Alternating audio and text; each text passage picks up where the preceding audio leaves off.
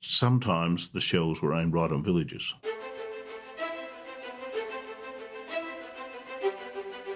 Welcome to the podcast where we track down Australian war veterans, have a chat with them, and hear their stories. I'm Alex Lloyd, and this is Life on the Line.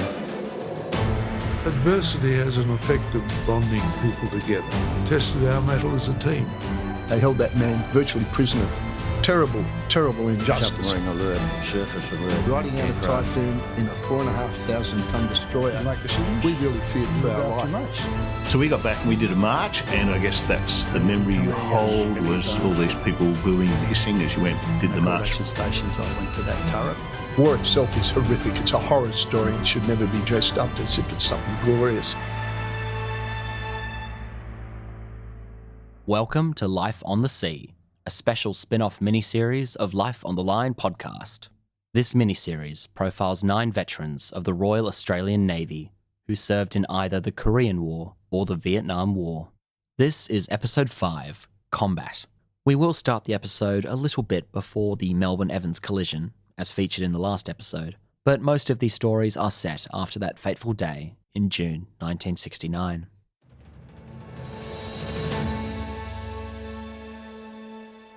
Jim Dixon had been in command at sea, served at Confrontazi, and was also deployed to Vietnam.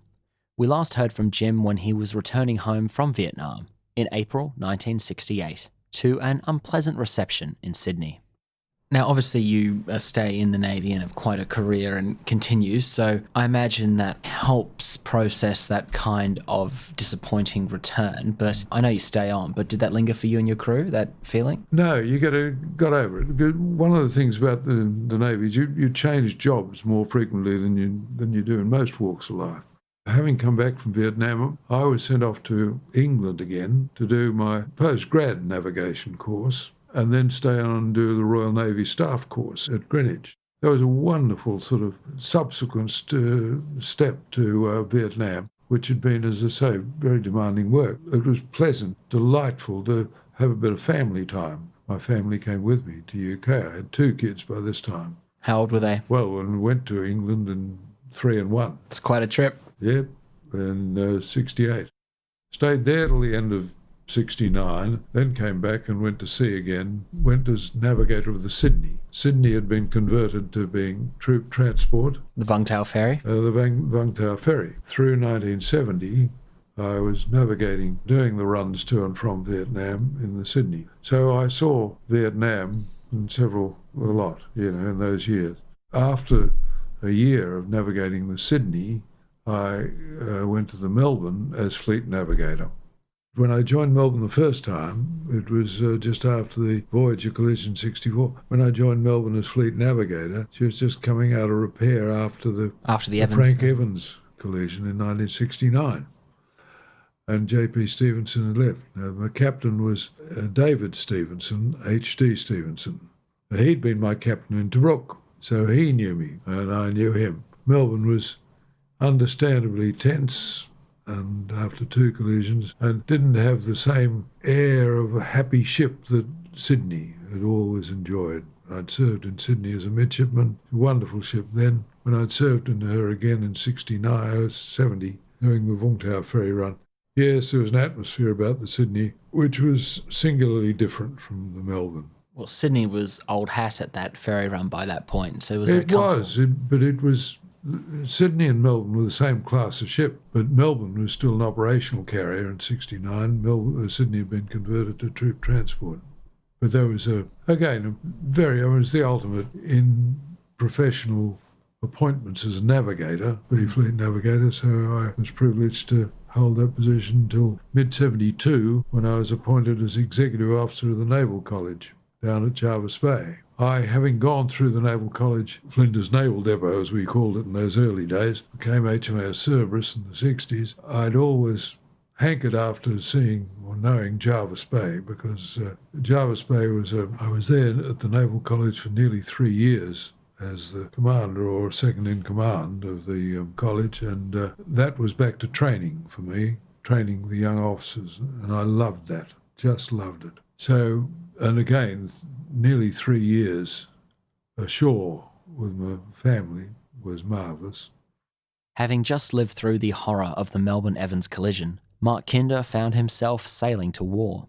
What happened after the Melbourne? Came back to Cerberus to do training, and 20-odd months later finds me on this beautiful ship called the HMAS Brisbane, the tip of Australia's arrow, the brand new ship that she was. Guided missile destroyer? Guided missile destroyer, Charles F. Adams class destroyer, about 4,500 tonne. She had 2 5-inch guns. She had torpedo tubes on her. She had Tartar anti-aircraft missile. She had Ikara anti-submarine missile. She was really a state of the art. We used to call them the Cadillacs of the sea, her sister ships, Perth, Hobart and Brisbane, 3 sisters. Yeah, they were beautiful. What was your role on the Brisbane? We had many roles. I was now a fully fledged cook, loving it. Doing that, loved the communal duty stuff, learning a trade with a life skill attached to it. Although I never cooked later on in Civvy Street, it certainly was most enjoyable whilst in Navy. I was also what they call a ship's diver, not to be confused with the clearance diver. Never to be confused with those guys. Those guys are like our SAS, admired by the fleet. I was nowhere near that. I was what they call a ship's diver as well, which is a shallow diver, and they used us for all sorts of things like hull maintenance and putting sacrificial anodes back on, clearing out grills that sucked in the water to keep the small motors, the diesel motors inside the ships running. There was quite a bit of work we used to do, but it was really good fun in that as well. Also, medical party. I guess if we ever did a test on ourselves in those days, we would have been the same equivalent as a Certificate 3 in first aid. And working down in the magazines when we had to reload the ship of ammunition, and that was a daily situation when we were in Vietnam. We were a little bit different to the rest of the fleet in so much as that the Sydney did the milk run, taking the soldiers up and back, and let's not be too cute about this. The Sydney was a target. She was a target from the time she left Sydney Harbour to the time she was in Vung Tau. She was always trailed by the Russian trawler or the Russian sub, as was Melbourne, being the flagship. I was on a different ship. I was on a destroyer, and we were billeted. We were sent up to Vietnam, and we stayed up there, working with the US 7th Fleet, embedded in the US 7th Fleet, doing interdiction along the Ho Chi Minh Trail with our guns in support of the Australian Task Force a lot of the time. And then doing a stint right up in the Tonkin Gulf as RESDES, Rescue Destroyer. That is sticking behind the American carriers, actually the same job that Evans was going to be doing for the Melbourne. We found ourselves in company of huge carriers like the Ranger and the Constellation, Kitty Hawk. These ships were about 4 or 5 times the size of Melbourne and Sydney. So you can imagine my trepidation being the only one on board that had been involved in that collision with Melbourne and Evans. Here I was in company with these super American carriers, and for about a month or so, and I tell you what, I didn't sleep too well in that month. I'd be padding around the deck in the middle of the night, ready for a quick getaway. Can you describe action of the interdictions of the Ho Chi Minh Trail? Being on the gun line, being in a warship, it's flat out doing everything 24/7, and then periods of nothing. But we still had to work because we had to feed our men. So we worked 24/7 in the galleys. We were pretty flat out all the time. There was virtually no time for us to sort of sit back and say, and take a second breath. That wasn't the nature of the branch we were in, is that, the sailors needed food and they needed it on time, and we were measured 3 times a day. If those roller doors didn't come up on the galleys, they'd be being belted by angry sailors who were hungry. So we worked our hearts out to make sure that those guys were fed. It's the centre part of the ship. It's the morale. Everything happens around the main cafeteria in the galley. You can really set the pace for a happy ship or a sad ship just through the cooks. Tell me about the cooking. I mean, how large is the ship's company? Ship's company wasn't that large as what it was in Melbourne, of course, with flight crew. It was around about 1,500 then. That's a lot of work. But on board Brisbane, we only had about 390-odd guys. That includes our officer corps of 22, 23. But you're still having to prepare 1,070 odd meals a day. Oh yeah, absolutely. And at night too, a little bit of a supper for the guys coming off watch. Cold up there, they're always hungry. Yeah, it's a lot of work, a lot of preparation, a lot of teamwork, not only by the small team that you were in, where we had a leading cook and 2 able seaman cooks, very, very high competency guys, and we'd have about 4 teams of those, and we'd just keep revolving all the way through. It was work hard, play hard, work hard again. I think the play wasn't that much, it was more like boredom. So work hard, sleep, eat, work hard again, eat, sleep, work hard again. And I think the longest we had The longest time we had on the gun line was a 54-day stint. And we were sort of like zombies when we hit Hong Kong after that, I tell you. Were you in charge of dispensing the alcohol? Oh, no. That's a police job on board the ship. The coxswain and senior sailors dispensed the alcohol. In those days, it was a huge, big 26 fluid-ounce can of beer, and you used to get your beer issue and guard it and go off back to your mess deck and savour the Victoria bitter or the Melbourne bitter, whatever it was, yes. Besides those doing the beer issue, would that make you the most popular man on the ship? Feeding the troops? Cooks and stokers, the guys who are in the engine rooms, they worked in very, very hard conditions on board the DDGs, the guided missile destroyers. They were very, very hot fire rooms and engine rooms. So those guys would be living in the galley all the time getting what we call limers, which was ascorbic acid drinks, very high in vitamin C, and so on and so forth, rot your teeth out. We didn't know that at the time. And ice. They disappear back down the engine room with their drinks and their ice, and boom, they'd come out about an hour later trying to get more stuff off us, and we were very aware that they could be suffering heat fatigue if we didn't look after them. So they were the closest to us. But we found that by being open, and this is part of our job, wasn't just cooking. There was something else going there that you couldn't define it, but if it was missing, you certainly knew it was missing. And I think it was something with the along the lines of the spirit of the whole thing that we were doing. We could keep people motivated just through our attitude towards them as they were getting their food. It was a very important job that we did, and I always believed it went far beyond just cooking a steak or doing a chicken supreme or anything like that. It was an important job. It was an important communal job. We last heard from Willie Beattie when he was getting tattoos and being chased down the streets of Hong Kong.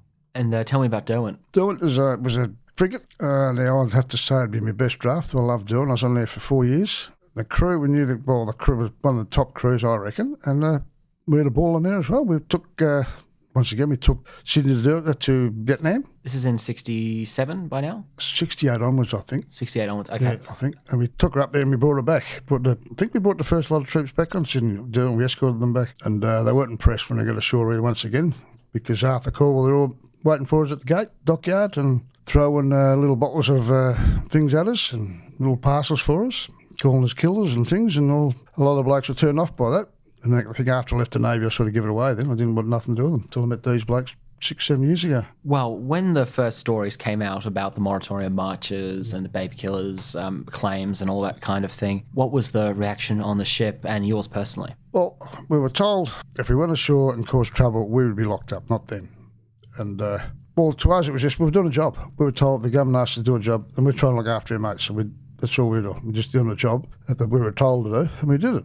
But we think, well, what was wrong with us? We didn't do nothing wrong, or any of them. They just no one's told. But it was a bit harrowing trying to go ashore, though. I mean, it really was. Why they spit and throwing blood at you and bags of shit, and things like that. So, and you couldn't do nothing. They were telling you if you did something, you were arrested, they could do all this to you. But you sort of didn't go ashore then. Well, you went the back way, went ashore the back way. So you tried to avoid them. And how did this make you feel, though? I mean, you'd proudly joined the Navy and you were just doing what you were told. You were serving with pride, and you were a young kid out exploring the world. Yeah. And then your country's throwing this dung back at you. It was a pretty rotten feeling. It really was. You think, well, actually, we thought they were a bunch of mongrels, but that was about it. And I think we were there when somebody shot Arthur Corwell. I think we sailed the day after they shot. Well, they don't know if they killed him, right? They shot at him anyway. So we sailed after that, and we didn't hear any more after that. So that was about it. But that's when you come back, the army guys started going home in civvies then. They wouldn't go in the uniform, so neither would we. So you sort of adapted to it and stay out of trouble. What were your duties on Derwent? Well, on Derwent, I was what's called a TOW, Technical Officer's Rider, as a stoker. I worked in the office. I was a little office boy. So you were out of the boiler room, but I still was, yes, for 4 years. Glorified stoker. Yes, and I did what they call a spare gear for the ship. I controlled all the spare gear for engineering department. I run that and did all the paperwork for the engineer and the master log, and I'll fill all the ship's logs in for water and fuel, and kept the running account on that. So, and what you call the roster list for all the boys and what duties I did and things like that. Yeah, quite good. I enjoyed it. I really enjoyed that part of it. So managing the engine room, keeping the ship running. Yeah, I learned how to type. I did.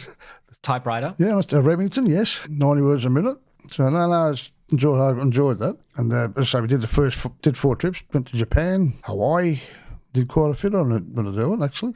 Japan, yeah, always good. It's found it hard because I was talking to my advocate about it when I was going for my pension, And they said, oh, well, how did you get on in Japan? I said, well, mate, what do you mean? He said, well, you must have had a ball. I said, well, what can you do? They don't invite you home for tea. You don't speak the language. You can't go to the pitches because it's all in Japanese. I says, you go to the pub because you just hold up 2 fingers, 2 beers, 3 fingers, 3 beers. But apart from no, it was good. They were quite nice. I still got some pictures of home with some of the nice people there from Japan. And geisha girls there. Never met them before, but to see them still going around in them days is quite extraordinary. Quite a good history actually over there. I'd like to take my partner over there actually, to see the cherry blossoms and things. There's quite a lot to see there. I mean, we went to Hiroshima, seen that. We did a few trips inland and around land with them. No, it was very good. I didn't mind it at all. Obviously, you never met your uncles, but were you reminded of them walking around Japan? And No, not really, no. It never worried me. It never worried me. I mean, it's done and dusted, I think. Sort of let live. I mean, area it does. Some of the older generation still there, but they say they forgive, but they won't forget. So, no, it doesn't worry me at that stage, no. Any other particular memories from Derwent? As I say, I loved Hawaii, going to Hawaii and doing I thought that was brilliant. To see Pearl Harbor the way it was, and just the amount of ships the Yanks had, it's amazing. That's all around the Far East, Hong Kong, Singapore, Bangkok. No, I just did the full Southeast Asia trip and do it, and I loved it. I loved the Far East. John Lord's early Vietnam experiences were fairly routine, but this was to change.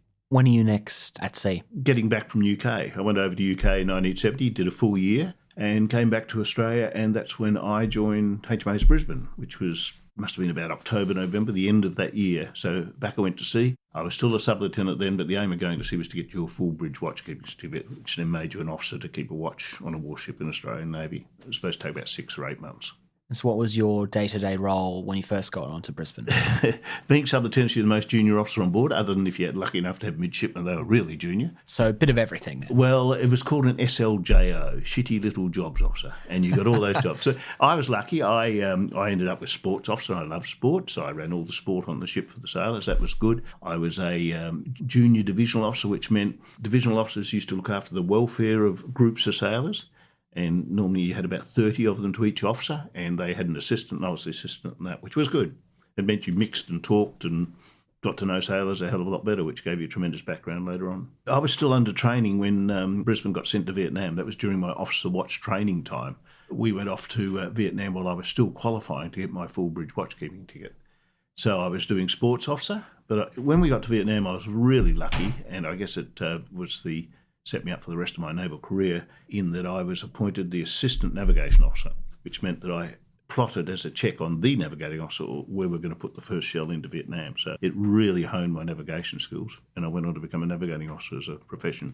So what was Brisbane's role in that voyage to Vietnam? We went up as one of the Australia, I forget how many ships we had in rotation there. There was obviously the 3 DDGs, Hobart, Brisbane and Perth, and this was Brisbane's second deployment to Vietnam. The role there was you were a ship on the gun line. So you would join the American task group. They would assign you a piece of Vietnam, and you would be a ship sitting different distances offshore, putting shells into enemy-held territory or enemy divisions moving around, nearly all in South Vietnam. In fact, we spent our whole time on the DMZ, which was the border between North and South Vietnam, which was quite exciting because that was quite a tense time at that period. This is in 1971. Because the North Vietnamese were starting to have some success. And can you describe some of the encounters? You don't really get to see the enemy sitting 6-7 kilometres offshore, but we were firing about 26 kilometres inland, total range 26 kilometres. My memories are that we worked really hard. We worked lots of hours, but I guess some of the negative aspects were the US spotters, who were nearly always smashed on drugs because they used to talk to you all the time. And some of my stories from there it's quite frightening, the lack of professionalism of the US people in those, what we called spotters, they were calling our gunfire in at the time. At nights when they had nothing to do, they'd flash a torch at each other and shoot at the torch at each other. Yeah, that's how they amused themselves. But they were not in the best of what you call the most professional people that we kind of ran across. But that was getting towards the end of the war, so you can see the pressures coming onto people. Yeah, that's a result of a bit of their military culture, but more the strain and longevity of the conflict. Yes, and of course by that stage in Australia it was happening. There was the anti-Vietnam. In the US was huge. So you had these young troops who were, I think, conscripted, most of them, where we never really had conscription. We had the lotto draw. And so you really they knew they had no support at home, and there they were, and they were just waiting out their time to go home. And we used to mix with a lot of the US Navy blokes when we went back to Subic Bay on R&R, as we called it, rest and recreation. And they were like that as well. They were just desperate to get back home for the whole thing to be over. My memory of the 1971 period was the Australians were absolutely professional still being there, whether they wanted to be there or not. In our ships, most of us wanted to be there. It was the height of our professional training. We prepared ourselves in Australia, went there, highly trained unit, and did it. I'm sure the Army did the same to their soldiers, but probably quite a few soldiers didn't want to be there, but they were still very professional. I think the US by that stage were probably one of the lowest periods they've probably ever been professionally in their history. And that's probably why Vietnam has such a lasting impact on their culture. I think it is. Yes. I think it is. Although we got flack when we got back, or we had interactions with the public which weren't that pleasant, the US was far worse, I think, and it's just stayed with them right through. What's it like bombarding a target 26 kilometres away? You can't see what you're doing. You're following the guidance of observers. It's quite a surreal concept to try and you're firing blindly these incredibly powerful weapons to something, and you can't even see the end result of what you're doing. That's true, and I guess it's the only doubt I had about what we're doing. I remember once I actually thought, because we had to do a prison exchange right on the DMZ in between our firing missions, and we had some North Vietnamese prisoners, and they were going to exchange them for Americans, I think, but it didn't come off. They didn't turn up. And my only thought then was, if I get captured, they're going to treat me as a war aggressor against North Vietnam, and I'm not really that. I'm really John Lord, who's doing my job as in the Royal Australian Navy. So that kind of made me feel a bit unreal that what I was doing was just normal, but why would they treat me as an aggressor? Then to move a little bit into what was it like firing shells in, there's a bit of exhilaration in that the first shell falls where they see it and roughly where you want it, and our error was within 200 metres for the first shell, and then we get it down to 50 metres. The second one was that because I had the charts of where we were firing, and you don't know whether this is true or not, sometimes the shells were aimed right on villages, or there was a village on the chart, let's put it that way. Now, by that stage, whether the village was still occupied, a real village, who knows? We never knew. Only the spotter would know. But you could see as you plotted the shell that there used to be a village there, and that was a bit, at times made you just wonder. And you'd never really get to talk to the spotters later to find out, because they'd mostly be Americans, wouldn't they? They were all Americans. Okay, so you knew the reason you were firing on any particular target and what it likely was going to be. Yes, that's right. They'd call up, use our call sign. Brisbane's was Proud Mary, I think. We were Proud Mary. Proud Mary, this is it. We have a gun emplacement, boom, boom, boom, this position, blah, blah, blah. So then we'd get down plot and first shell, line the gun, and put the shell in. It'd be a gun emplacement. Troops moving in the open was another call. A supply line underway. Something like that. So they were always the calls you got. David Dwyer was posted to HMAS Sydney in February 1970 as a galley cook. So you would have been posted there for its 16th voyage to Vietnam. Yes. I did 9 trips in Sydney all told. How did those later trips compare to earlier ones you'd been on Anzac for? It was a really very, very busy. We'd take up to 500 troops on board, and I think we had equal amount of crew, and you worked your living daylight. You had the really hard, lots of lifting, huge amount of lifting. I went in as a night cook to start with, which is unusual for a leading cook to be a night cook. And you do a lot of preparation for the lunch before, cooking chips especially, because you blanch them.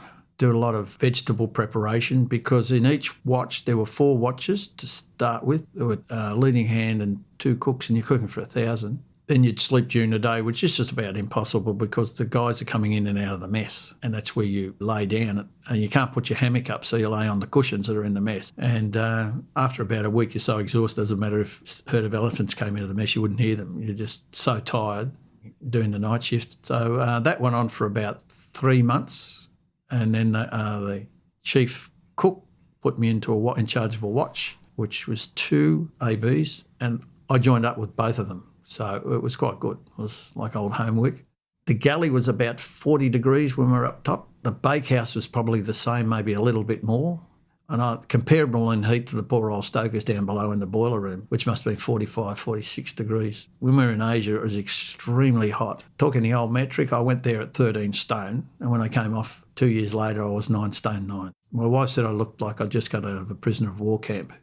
From the main galley, I went to be the ship's butcher. It was an even harder job. The ship usually carried 2 when the ship was an aircraft carrier, 2 butchers and sometimes even 3. But we were so short of cooks, it was just one. It was me. When we came alongside in GI, Garden Island, from a trip to Vietnam, we would store ship. The natives, the New South Wales natives, would be given leave. Being a non-native, I was kept on board, but also being the butcher. Frozen meat would come alongside, truckloads after truckloads at 7 in the morning. By 7:30, they loaded it onto the flight deck. It was taken down the aircraft lifts to the hangar deck. The hangar deck, they'd lift up a plate over on the port side, which looked straight down into the cafe. One part of the deck of the cafe would lift up, and that was the roof of the freezer. And then they'd block and tackle it down from the hangar deck into the freezer. Now, being butcher, I would have to handle I'd have probably 2 men in there helping me. I would have to handle every box of meat that came down, and there were tons. I mean, tons and tons of it. And we're talking like beef, lamb, pork, a range of stuff. Yep, 90-pound boxes, 60-pound boxes, 45-pound boxes. I'd get up at 4 in the morning to put the milk, which had thawed out. I'd had it thawed out in the fridge, what they call the fridge flat. Bring it up by hand. There was ready-use fridges in the cafe, and I put them in there. And then I'd take it up to the chief's galley, up to the officer's kitchen, and they would get the captain's galley would get the milk from the wardroom galley, so I didn't have to worry about them. The cook was only cooking for the captain. Nice little perk job, that, cooking for one. I would repeat this every single day, bringing meat up for 2 days ahead. It'd be partly frozen when I'd cut it up. If it was dice, it was, say, fresh silver side or top side, I'd cut it up for a stew, and it'd take me hours. I'd finish usually at 8:30 at night. I just couldn't spare anyone else, but it was a bonus. When the Army was on board, there was always, with the National Serviceman, you could rely on a butcher being there. He's been called up for National Service, and you would get an Army butcher to help you, or civilian butcher who's doing National Service in the Army, which is a bonus. And one trip we had 2. It was a godsend. It was very, very easy. And then I went down at 1300, and the beer bosun came down with the beer party, and they brought all the cartons of beer in for the night's issue and put it into the freezer, the cool room, the freezer for the frozen veg. And at about 1800, the beer bosun would come down, was usually a naval policeman, as they call them, a crusher. They'd pull out the beer issue for the first watch. The guys would come down from their mess to collect it. They'd have their list of the mess and the people that were paying, because we paid 20 cents a tin, a can of beer. And there were usually two naval police, and they'd pop the can with an opener so that we didn't keep it. It'd go up in the open carton, be handed up, maybe 2 or 3 of them, and they'd take it up to the mess, and they'd drink it there. And then I'd go down again at 1900 for the second issue of the beer, which were the guys that were on watch at that time. I think it was 1900. I went down there, or 2000, take the beer out, and then just check my temperatures. The stoker would come down and write down the temperatures. Then I'd go back up to my butcher shop and start cutting meat again. It was exhausting. We lived in hammocks, and we had 30 guys in a mess no bigger than this.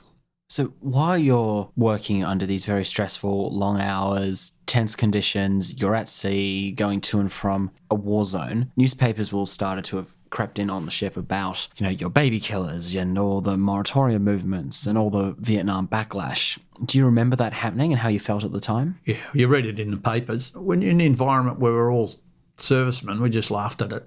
That's how I found it. Everyone just laughed. And in those days, you had to go ashore in uniform. You had to, unless you're a petty officer and above, where you could wear civilian clothing. What we did was we had clothing at Johnny's, which is Royal Naval House in the city. In a locker there, you hired a locker for whatever period of time, and we go in there in uniform, and it was all Navy there from all the other ships of the fleet, and change into civilian, because you used to get it thrown at you when you went. It wasn't too bad in King's Cross because there were so many sailors there, and a lot of the Army guys doing their national service going to the cross. It wasn't so bad. It was out in the suburbs at the RSLs. We'd go to RSLs. It was good there. We didn't get that sort of treatment there. But in the street you did get it. But we just thought it wasn't too much. I didn't worry too much about it. Not much worried me. Walk me through some highlights of your next few years in the Navy. One of the things I remember, we were going to Vietnam. We'd left Singapore, and a lieutenant commander had a heart attack in the wardroom and died. He's in pretty good company. There were 2 padres talking to him, and an Army surgeon and a Navy surgeon, but they couldn't save him. They took him into Vung Tau with us, put him in canvas, prepared him, and put him in the freezer. And I remember hardly anyone had the beer issue that night. It was the beer fridge. That's one thing that I remember, and I also remember how proud I was when I shipped one cock of the fleet, which we used to pull against other fleets, other ships in the fleet with whalers, and also we got the Dempster Cup. We just about took every award, and for young guys, only 17, absolutely proud of our ship, proud of ourselves. We walked around with our tally HMAS Vendetta on it. Boom, boom. Look at us. There was another crew, if you like to call them that, on board which David also has distinct memories of. Tell me about the cockroaches. Well, most Navy ships at that time had them. In HMAS Sydney, they were epidemic proportions. Even after they'd fumigated, we'd go back on board and smell the chemicals they'd used. And we had to seal everything before we left the kitchen so that none of this would get in. And you could wake up with 5 or 6 on your chest. It was in a mess, very hot. As I said, we'd sleep in 35, 38 degree heat, and they'd be on your chest, drinking your sweat. They were everywhere. And we used to laugh about it and describe some of them, the really big ones, as 3 badgemen. You get a badge for every 4 years in the Navy, and 3 badgemen has done 12 years. And we'd say, these are 3 badgemen, and just laugh about it. We accepted it, and unfortunately one time a young guy got one in his ear, a very small one, and he put his finger in to crush it, and it crushed it, but he had pain in his ear, and he went down the sick bay and had to syringe it out. Wasn't very nice. They were everywhere. Probably wouldn't be accepted today, but we accepted it because we couldn't do anything about it. They were real plague on Sydney. They were. They very much were, yeah. John Carroll shared with me a few memories towards the end of Australia's military involvement in Vietnam. Tell me about your second trip to Vietnam. The main trip that I did was April through June, July, which was known as Operation Rumbling. This is 67. And when I went back to Sydney in 72, I met up with David, who you've met. We did the last troop transport trip in February. And then we did another month-long trip in November. And that was the last trip that Sydney did. But you didn't know that at the time, that it was going to be the last trip? We didn't know it was, no.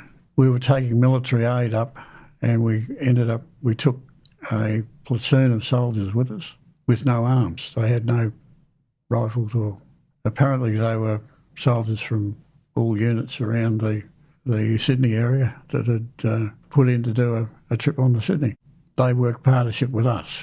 We had one of their fellows working with the painter, and a couple of them working with us as dog's bodies, if you like. When we dropped off the cargo at Vung Tau, we headed off to Hong Kong, and on the way we met up with a ship called the Kai Wing that had broken down. So we took her under tow and took her into Hong Kong, and we all got prize money. I think we got about $5 each. But in those days, you didn't sneeze at it. So, yeah, that was a bit out of the ordinary. The escorts were a bit more. Andrew used to, on Yarra, he would have us closed up 3 or 4 days out. And if we were heading up to Hong Kong after we'd left Vung Tau, we would be at action stations all the way up the South Vietnamese coastline, heading to Hong Kong. Back to Mark Kinder, who recalls the Brisbane being the last ship to fire in anger at Vietnam. How were you by the time you reached Hong Kong? Thirsty, very tired, yeah.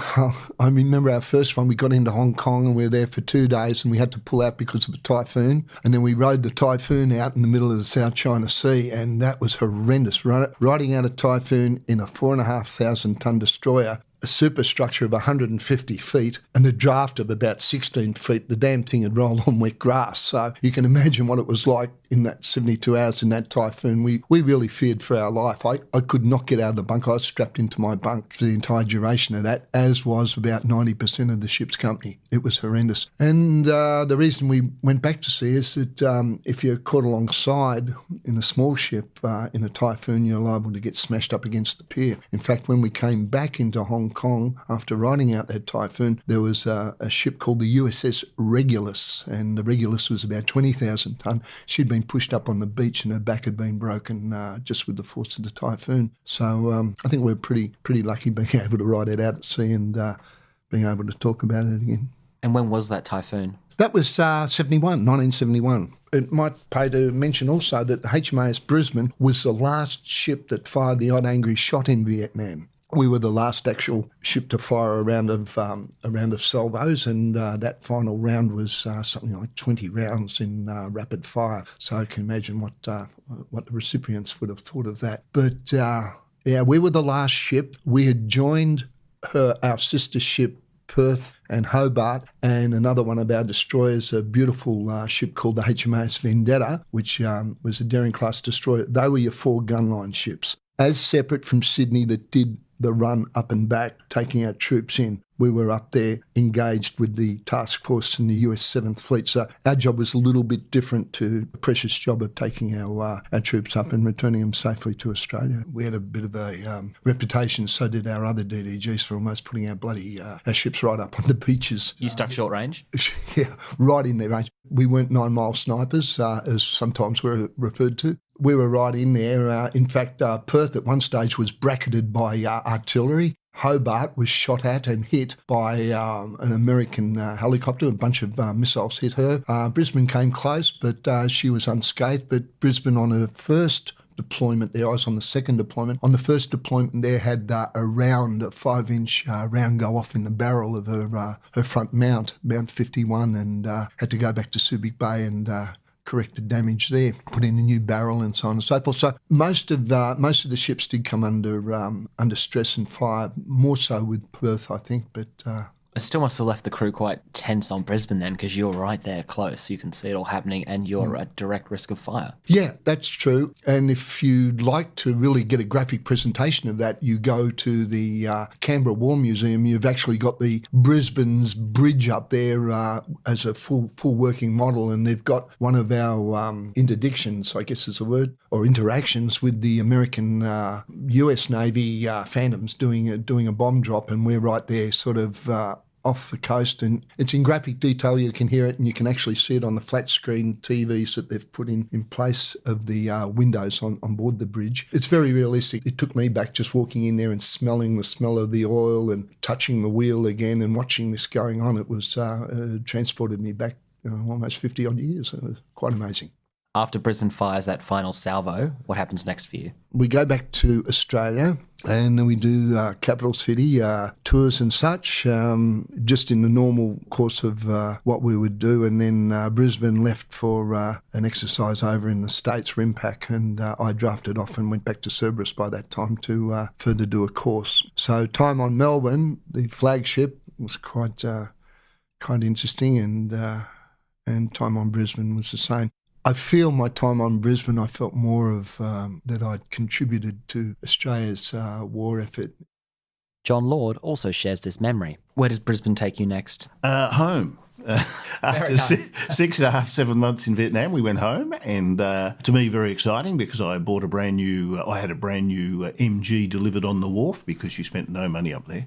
You just threw your pay packets in your safe every fortnight. And we had an R&R period in Singapore, an R&R period in Hong Kong, and an R&R period in Subic Bay out of the 7 months. So you had a fair bit of money just thrown into your safe. So you came home, and we did a march shortly after coming home, because we were the last major gunship in Vietnam. It was during our time. The next ship was trained up and got trained up, and then the government announced at the time they were going to withdraw from Vietnam. So we got back and we did a march, and I guess that's the memory you hold, was all these people booing and hissing as you did the march through. I think ours was in Sydney. And at that time, you kind of lost a lot of faith in the Australian public for a while. But you have to recognise it wasn't the whole Australian public, and it was a very anti-sentiment. But it's definitely something I carried with me for perhaps 8, 10 years, that I was different. I was in the military. And that's how people had treated us. And I know there's a bit of that amongst Vietnam veterans went on for some time. I think all that's been repaired in Australia. Australia's a far different country now, but it did last for, 15, 20 years after the war. It was that feeling of isolation, or you weren't really part of the community.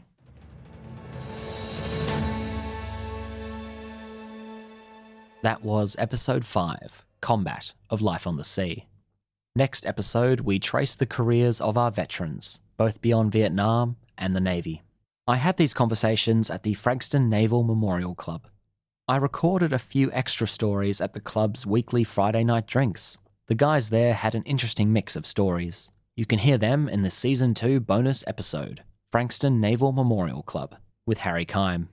Check it out. Never miss an episode. www.lifeonthelinepodcast.com, and join the conversation on social media. We're on Facebook and Instagram at Life on the Line Podcast and on Twitter at LOTL Pod. Life on the Line is brought to you by Thistle Productions. Artwork by Big Cat Design, music by Dan Van Werkhoven. Thanks for listening, and lest we forget.